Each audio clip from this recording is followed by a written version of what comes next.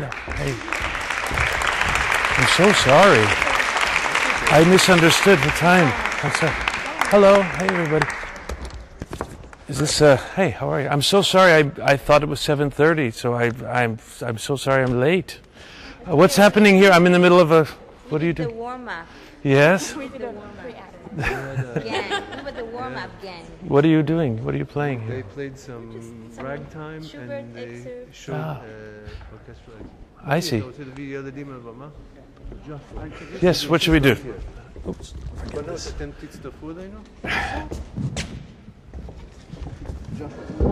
Yeah. יש חלק מהילדים שרוצים לעלות פה לבמה ולשבת מקרוב כך שההורים יוכלו לעשות בפלאפון תמונות יפות לילדים. עם ג'ושוע, בבקשה, אתם מוזמנים להצטרף. Why don't we sit closer up to the... They're going to sit with us here. Oh, they're going to come here? Yes. Okay.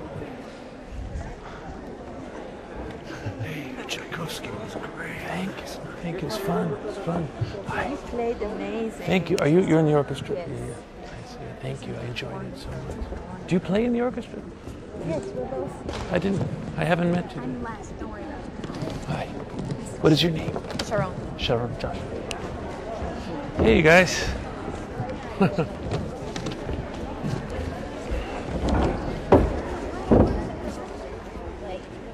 Hi. Hi. Did you have a good rest today? Yeah, good. You don't have to. You don't. So are these kids coming to the concert or not? Are they? Good. So they'll hear us. Hi. I'm just going to say a few words Yeah. in Hebrew first. Okay. טוב, ברוכים הבאים לכולם. בואו נתחיל עכשיו שיהיה לנו זמן מספיק לשאול שאלות בסוף. ג'ושוע בר ניגן אתמול איתנו, וזה היה פשוט פנטסטי. אתם תשמעו איך שהוא מנגן נהדר הערב את צ'ייקובסקי. אני הולך לשאול אותו עכשיו שאלות, כל מיני שאלות על הילדות שלו, על המורים שלו, על איך שהוא מתאמן וכאלה דברים. אבל השאלה הראשונה זה בשבילכם. מי פה, ושאלתי את זה קודם, מי פה מנגן כינור? Who plays violin? Yeah. So wow, good. A lot of violinists. Yes. And who are the teachers? Come on, Put your hands up. That's it. And who are the happy parents? there we go. Okay. Joshua, can you tell us, first of all, about your childhood? When did you start to play? Yeah. Why did you start to play? Are you going to translate, or does everyone understand hear English? Does everyone understand English? Yeah, a little bit. Mostly, I know everybody speaks so well here. It's so nice. Well, let's see. How did I start? I was 4 years old when I started to play the violin. Did anyone start so young at 4? Who is the youngest here? Anybody start at 3 or 4? 5? 6? 4? 5? מישהו ב5? What about you?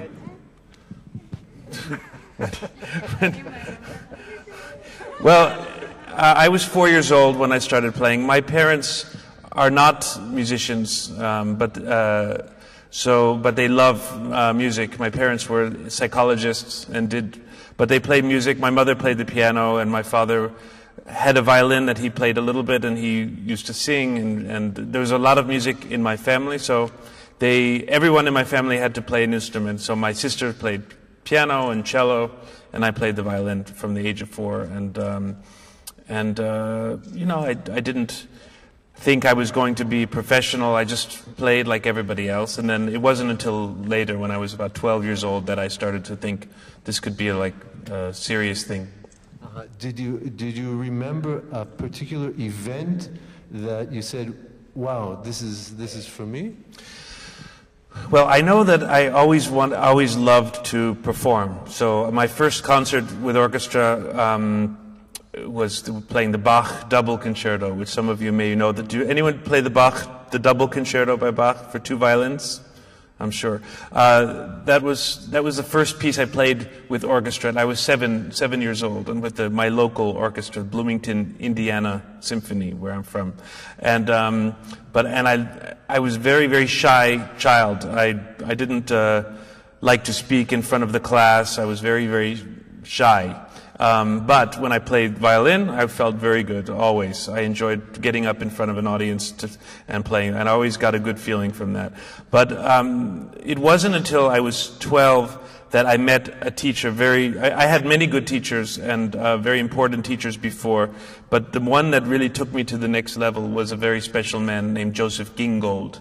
And Gingold was a Russian Jewish man that was one of the great professors. He was very old. I was 12 and he was in his 70s. For me, for a 12-year-old, that was a very old. He was like my grandfather. But he had a Stradivari, which I'll tell you about my violin, the Stradivari. But he had a Stradivarius violin. He played the violin 10 hours a day just in teaching, and he always had the violin in his hand, and he loved music and the violin so much. And so much joy he put into the music that I thought, my God, what a life this is. He told stories about all the great people he met, from Toscanini to Heifetz to Fritz Kreisler to Huberman, who owned my violin. We'll talk about that later. And he just opened up the world of music to me. Mm-hmm. Well, can you tell us a little bit about teachers? How do we know when to change teachers? That's a big question for parents and for teachers. This is a delicate subject because we have teachers here too, and it's changing teachers. First of all, one of the things that was a value that was given to me from my teacher, he told me, you can learn from lots of people. This is Gingold. So I was a student of Gingold, but he said, go play for.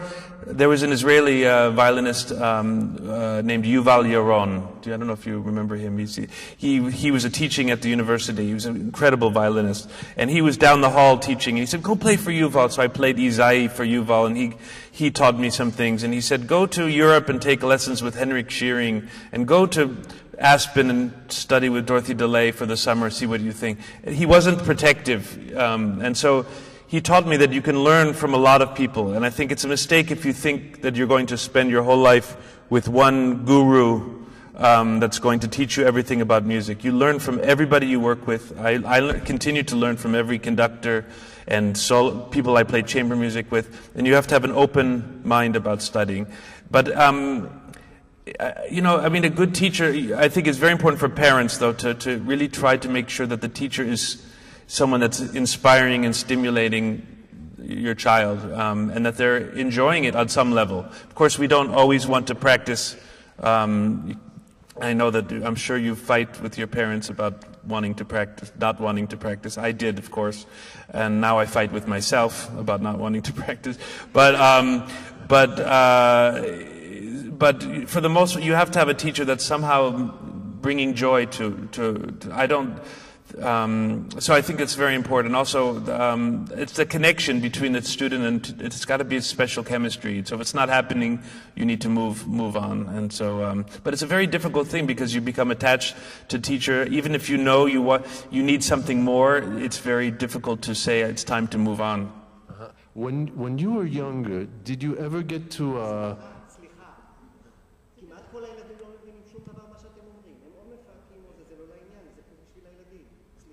Okay. He said I should translate a little bit. Okay. אני רוצה רק לתרגם את הקטע האחרון שהוא אמר. הוא אמר שאפשר ללמוד מכל בן אדם. וזה הוא למד מאחד מהמורים שלו, שג'וסף גינגולד, שהוא היה שולח אותו, אפילו בזמן שהוא למד איתו, לעוד מישהו לנגן בשבילו, ולעוד מישהו. והוא אומר גם, להורים זה חשוב לחפש מורה שנותן השראה, ושזה לא יהיה משעמם. ועכשיו אני אשאל אותו, אם קרה לו, כשהוא היה צעיר, מקרה שהוא לא רצה להמשיך, מין משבר, והוא רצה להפסיק. When you were younger, was there any point when you said, no, I don't want to go on? This is... Of course, I had days where I did not want to practice, I just wanted to. And my parents, but to answer the question, I never completely wanted to stop. It was not, because for me it was, I played since I was 4 years old, it was like part of me, and I never wanted to give it up completely.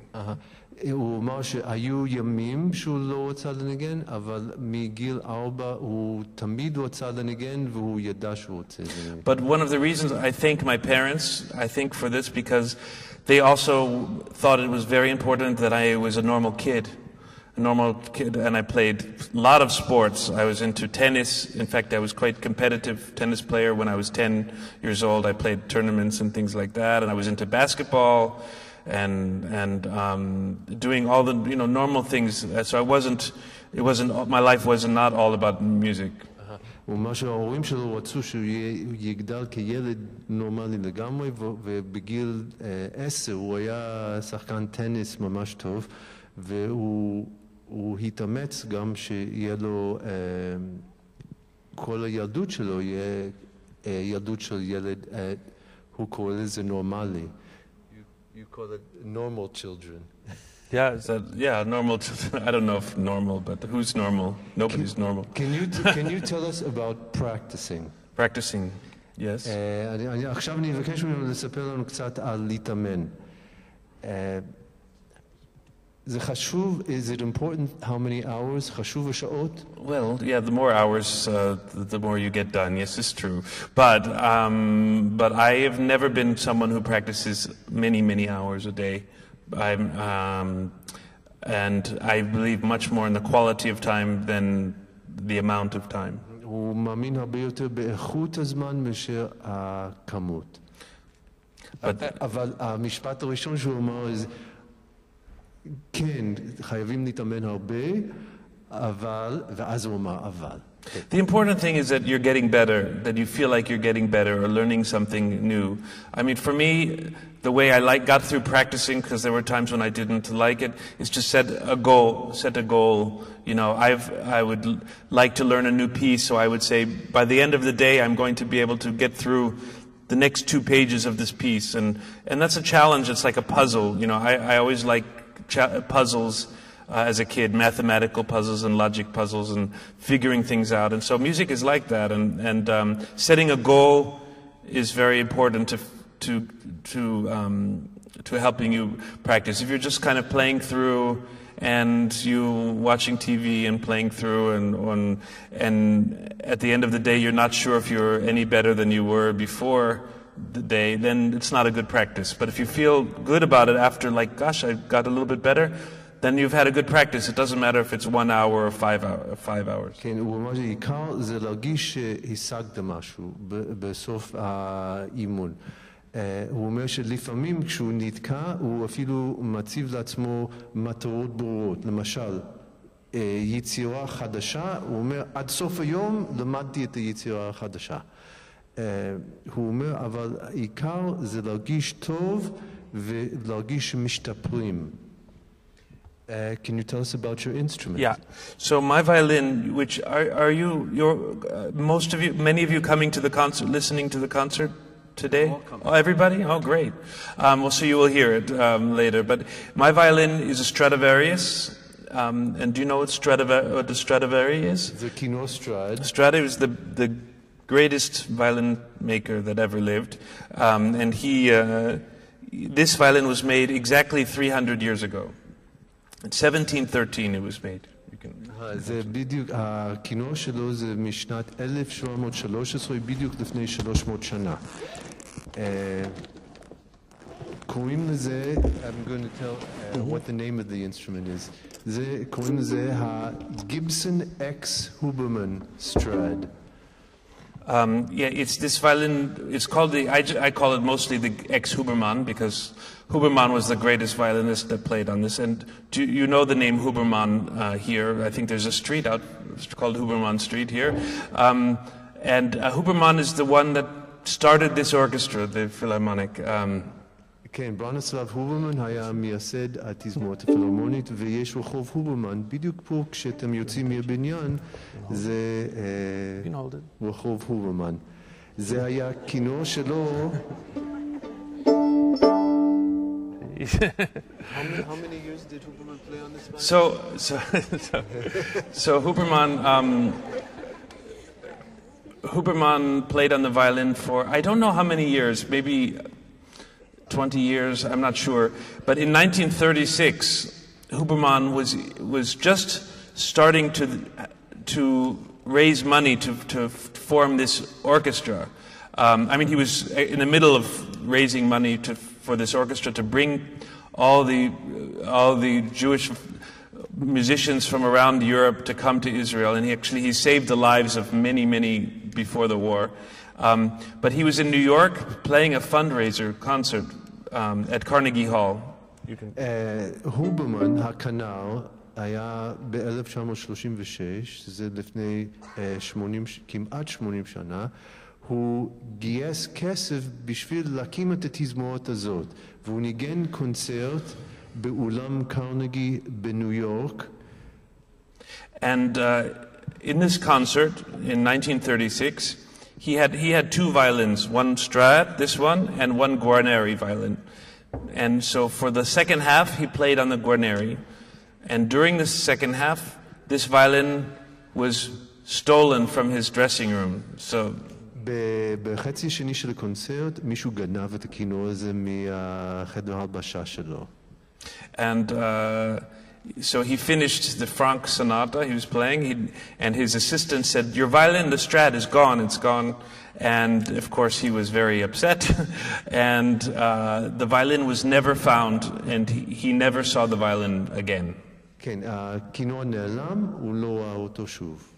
And so, and then he died, he formed the Philharmonic, and he died in the 1940s, and then in 1986, so 50 years after it was stolen, the thief finally admitted that he had stolen the violin. He was dying, he was on his deathbed, and he said, "My violin is the Huberman violin," and his wife gave it back to the world, and then I bought it many years later in 2001, but that's how it, so for 50 years the violin was missing in action. כן, במשך 50 שנה הכינור נעלם, ואז הבן אדם שזה היה אצלו, הדבר האחרון בחייו, הוא סיפר לאשתו שהכינור הזה, הוא יודע שזה כינור הרבה יותר טוב מאשר שאומרים, והיא לקחה את הכינור, וזה היה 1986, והיא בדקה את הכינור, והיא החזירה את הכינור לעולם. וג'ושוע בל קנה את זה בשנת 2000. And you're going to play on this violin tonight? Yes, I only have one violin, this is it. I can't afford anymore. This is worth many millions of shekels, many tens of millions of shekels. And it's a very special connection with the violin, and that's also very important. By the way, you're talking about teachers. Having a good instrument is something that can be very inspiring for us all. So this makes me want to practice. When the sound is good and you enjoy it, it makes me want to practice. So it's very special. Joshua says, אומר שכינור טוב זה גם נותן השראה. כשהכלי מצלצל טוב, הוא רוצה לנגן. ואני בתור נגן כלי קשת יכול להגיד את זה גם. כלי טוב זה עושה חשק, וזה מאוד חשוב להורים להבין את זה, וגם למורים. Want to say anything else? Well, I mean, I have to practice soon to get ready for the concert, Okay, but well, do we have any question. little questions? I have one question. You practice really hard before the concert. הוא מתאמן כמו מטורף עד הרגע האחרון לפני הקונצרט. You don't get tired just before the concert? Do I get tired? Well, you know, it's a balance. You have to find the right balance between getting a little bit tired. I want to get a little bit tired because usually I have too much energy before the concert. I want to relax. But if you do too much, then you've used up too much energy. So you have to find the right balance. כן, הוא אומר שצריך למצוא את האיזון הנכון, שהוא רוצה לשרוף קצת אנרגיה לפני הקונצרט, אבל לא יותר מדי. הוא אומר שיש לו תמיד הרבה אנרגיה לפני הקונצרט, והוא מנסה לשרוף את זה. אבל אני חושב שמפה אתם תשמעו אותו מנגן. What important for me before a concert is to practice slowly and under tempo, and very carefully and slowly try to calm. Because when we get nervous, everything goes fast, and we lose control because our body is going faster on its own. It's going fast, but if we learn how to practice slowly, then we learn how to bring things back. So for everyone, I suggest knowing how to practice every piece you play at a slower tempo is very important for when you play it in concert. זה טיפ הכי טוב. הוא אומר להתאמן לאט. הוא אומר שהוא הולך להתאמן עכשיו על הקונצ'רטו שינגן הערב לאט, מפני שכשאתה מתרגש בקונצרט, הכל הולך מהר ובורח לך. אז הוא אומר להתאמן לאט, דבר הכי חשוב. יש... Can you play us a few notes? Oh, no, you will hear in 40 minutes. You will hear me play many notes. So I have to warm up. I think it's best you wait. Okay, are you going to warm up now backstage on Tchaikovsky, or are you going to play scales and things like Tchaikovsky. I'm going to play Tchaikovsky, but I'm going to play it slowly and basically it's full of scales inside the Tchaikovsky. So it's okay. Great, Joshua Bell. Thank you very much. Thank you so much. Thank you.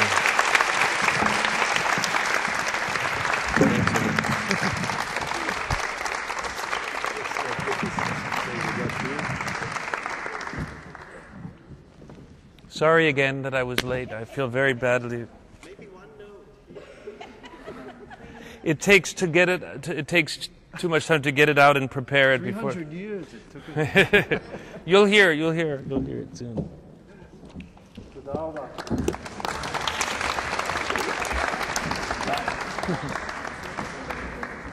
was great. Thank you for thanks. How are you doing? Thanks for coming. Thank you. Thank you. What's your name? It's great to see you, What's your name? Ariella? Actually, She's from a violin orchestra from Ashdod. my grandmother showed me when I was younger. You're playing. Really? And then I started to like violin. So that's it's really nice. great to meet you. I'm very excited. Thank you. Nice to meet you. Maybe I see you at the intermission. I'll be signing CDs in the lobby. So come say hi if you feel like it. Thank you very much for Okay. coming. Bye. Hey there. Yeah.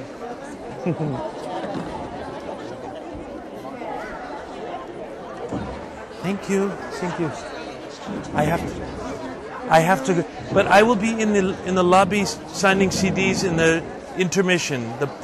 So come there. We take some pictures, okay?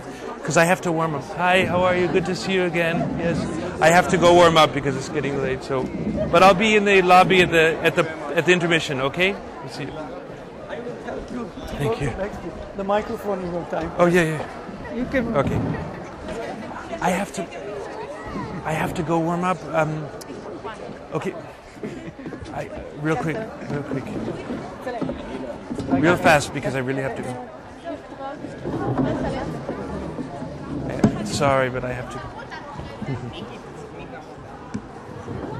Come. I'll be in the lobby at the intermission. Come say hello if you want to. Okay. Thanks. That's my microphone. Thank you very much.